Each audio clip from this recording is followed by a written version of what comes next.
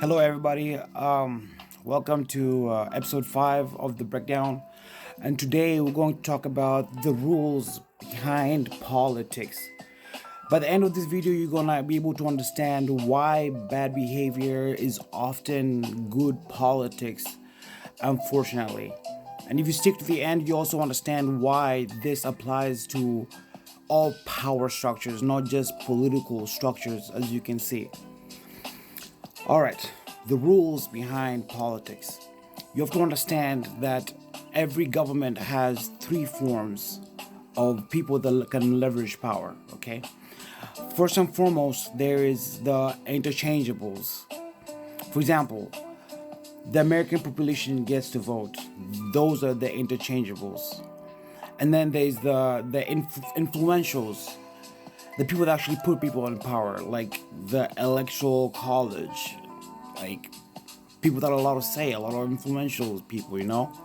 And then lastly, it's the essentials. Essentials are the people that the political person cannot do without.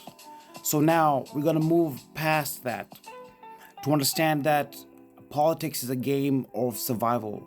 Instead of thinking of things in terms of ideology, so and so is a liberal, so and so is a conservative, it serves us better to look at it in terms of political survival. And then we can understand these people's behavior. If these people need to cater to the essentials, if catering to the essentials keeps them in power more than catering to the interchangeables, that is what they will do. If catering to the interchangeables is going to keep them in power more than the essentials, that's what they will do. And you see, the size of the influentials and the essentials and the interchangeables varies in different forms of governments. For example, in a dictatorship, the circle of essentials and influentials is smaller. The dictator only has to be privy to a few individuals' concerns to be able to prosper and keep ruling, right? If they're able to maintain the essentials and the influentials, they're able to keep ruling. But you see, in a democracy, there's more interchangeables within the influential sphere. For example, the electoral college is supposed to vote in tandem with their population. So in a way, the interchangeables have a say with the influentials, but only to an extent. So the more democratic an institution is, the larger the influential field.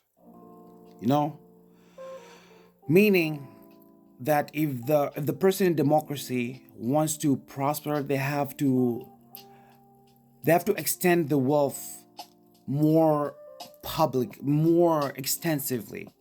Whereas in a dictatorship, they can afford to keep more of that wealth to themselves.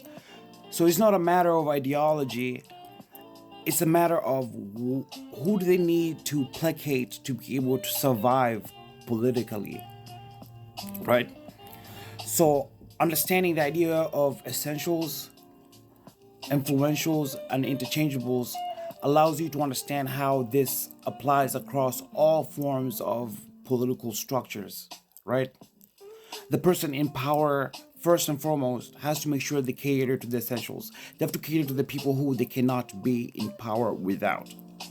Second, they cater to the people that influential, the people that put them in power. This is the second people that they cater to. And lastly, they cater to the interchangeables. That's the people whose approval they get sometimes they do not. But as long as they have the influentials approval, they can count on getting the interchangeables approval. So different forms of government are just different sizes of essentials, interchangeables, and influentials. For example, a democracy has a larger sector of influentials and interchangeables overlapping. Something like a dictatorship has less of overlap between influentials and interchangeables. This concept also could apply to corporations, for example.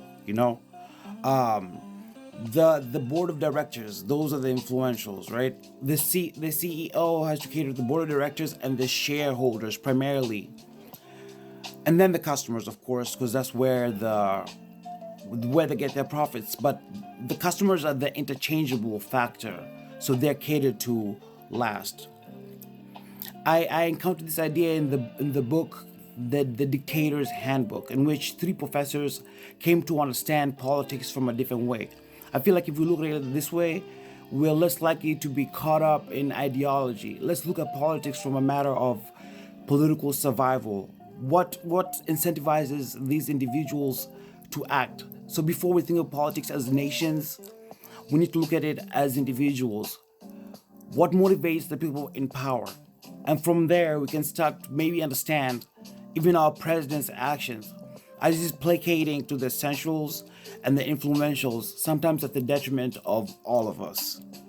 Just some food for thought.